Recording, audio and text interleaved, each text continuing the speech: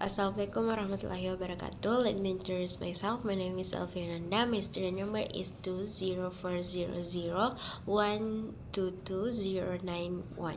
I will answer this question. The question number one is, to the best of your knowledge, how should we define teaching? Please explain your answer in detail and give example.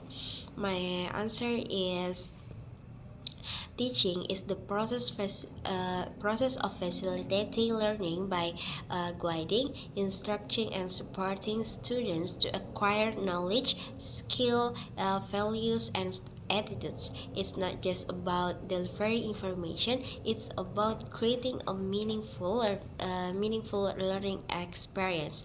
For example, is a science teacher doesn't just explain what photosynthesis is,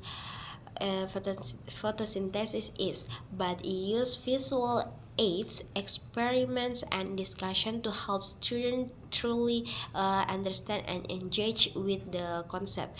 The question number two is, read at least three theories on the definition of teaching. What important can you identify from the definition and formulate the definition of teaching on the basis of the points by using your own words? My answer is, the first is Gage 1963. Teaching is a form of interpersonal influence aimed at changing the behavior potential of another person. The second is Berner 1966. Teaching is helping learners to acquire knowledge by enabling them to discover principles for themselves. The last is Brown 2001. Teaching is showing or helping someone to learn how to do something, giving instruction, guiding in the study of something, providing with knowledge, causing to know or understand. My definition is, teaching is an intentional, interactive process where a teacher guides and supports students to develop their understanding, skill, and character through meaningful experience and discovery-based learning. The question number three is, go to a classroom and see what a teacher is doing when teaching. Can you identify what meaning activities of teaching? My answer is, based on classroom observation, these are the main teaching activities: explaining concept. The teacher provides input using example or visuals. The second is questioning. The teacher asks students to check understanding. The third is feedback. The teacher correct mistakes and praises good answer. The fourth is monitoring. The teacher walks around the check students' progress. The fifth is assessments through quizzes, oral responses, or tasks. The last is interaction. The teacher encourages discussion or group work. The question number 4. Can you define what English language teaching is?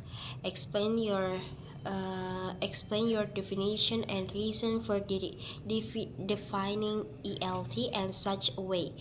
My answer is, English language teaching, or ELT, refers to the teaching and learning of English for non-native speaker, involving methods, materials, and approaches suited to learners' needs. My definition: ELT is the practice of teaching English to students how use it as a second or foreign language, using structured methods to develop skill in listening, speaking, reading, and writing, while also considering cultural and communication context. The reason is, in Indonesia, English is a foreign language, so ELT focus not just on grammar and vocabulary, but also on building real-life communication skill using method that suit our cultural and educational context. The the question number 5 is you certainly ever heard the terms like methods and techniques of teaching. What do you know of the terms, and when teacher would like to use method and techniques of teaching, use theory to support you answer. My answer is method, a general approach or plan for teaching, communicative language teaching, or audiolingual method. Techniques is a specific classroom activities used within a method, role play, or repetition drills. When do teachers use them? Teachers choose method based on learner needs and age, language skill being taught, classroom environment, and researchers. Theory support is Richard Rogers 2001 explained that a method includes the approach, design, and procedure, while techniques are part of the procedure used to implement the method effectively.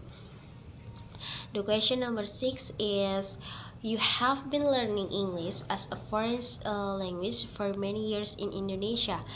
To the best of your knowledge, as one of the English learners, how do you explain about the turn of teaching English in Indonesia? My answer is, in Indonesia, the trend has moved from traditional grammar translation method to more communicative and student-centered approaches. For example, is communicative language teaching or CLT is popular now, focusing on interaction. Technology is increasingly integrated online learning forms, videos. There's more focus on speaking and listening, not just reading and writing. Observation is despite progress, challenges remain such as large class size, limited researchers, and low exposure to English outside and the classroom. The last question is, to the best of your knowledge, do ELT and discourse analysis have relationship? Explain your answer in detail. My answer is yes, they are close related. Discourse analysis is the study of language in use, how people use language in real context, including spoken or written interaction. Relational relation to ELT helps. The first is help students understand how language works in real life. The second is support teaching of pragmatic coherency and authentic communication. The last is improve learners' ability to interpret and produce natural language. For example, is teaching students how to write an email or how to start a conversational politely can be supported by discourse analysis insight. That's all my answer. Thank you for the attention. Wassalamualaikum warahmatullahi wabarakatuh.